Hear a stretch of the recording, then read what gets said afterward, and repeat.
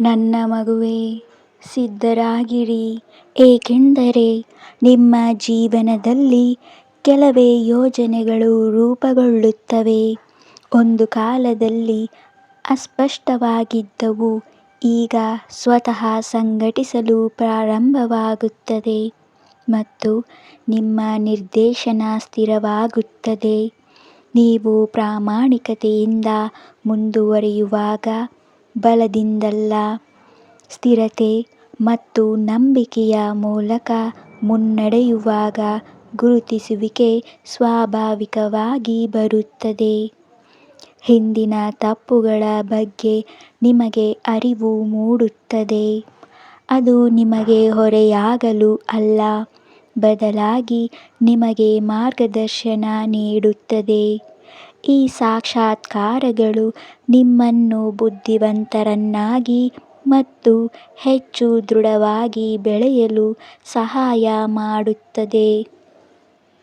ಹೊಸ ಕಲಿಕೆಯು ನಿಮ್ಮ ಜೀವನವನ್ನು ಪ್ರವೇಶಿಸುತ್ತದೆ, ನಿಮ್ಮ ಮನಸ್ಸನ್ನು ತೆರೆಯುತ್ತದೆ ಮತ್ತು ನಿಮ್ಮ ತಿಳುವಳಿಕೆಯನ್ನು ತೀಕ್ಷ್ಣಗೊಳಿಸುತ್ತದೆ. ಭಯವಿಲ್ಲದೆ ಮುಂದುವರಿಯಿರಿ. ನಿಮ್ಮ ಉದ್ದೇಶಗಳು ಶುದ್ಧವಾಗಿದ್ದರೆ ಮತ್ತು ನಿಮ್ಮ ಹೃದಯವು ವಿನಮ್ರವಾಗಿದ್ದರೆ ಯಶಸ್ಸು ಖಂಡಿತ ಸಿಗುತ್ತದೆ. ನಿಮ್ಮ ಮುಂದೆ ತೆರೆದುಕೊಳ್ಳುವ ಪ್ರಕ್ರಿಯೆಯನ್ನು ನಂಬಿರಿ. ಪ್ರತಿ ಹೆಜ್ಜೆಯಲ್ಲೂ ನಾನು ನಿಮ್ಮೊಂದಿಗಿದ್ದೇನೆ. ನನ್ನ ಆಶೀರ್ವಾದಗಳು ಕೂಡ ನಿಮ್ಮೊಂದಿಗಿವೆ. ನೀವು ಹೆಚ್ಚು ಚಿಂತಿಸಬೇಡಿ, ಹೆಚ್ಚು ಒತ್ತಡಕ್ಕೆ ಒಳಗಾಗಬೇಡಿ. ನೀವು ಶೀಘ್ರದಲ್ಲೇ ಕಾಯಿಲೆಯಿಂದ ಚೇತರಿಸಿಕೊಳ್ಳುತ್ತೀರಾ. ಗುಣಪಡಿಸುವುದು ಸ್ಥಿರವಾಗಿ ತೆರೆದುಕೊಳ್ಳುತ್ತದೆ ಮತ್ತು ನಿಮ್ಮ ಶಕ್ತಿ ಹಂತ ಹಂತವಾಗಿ ಮರಳುತ್ತದೆ.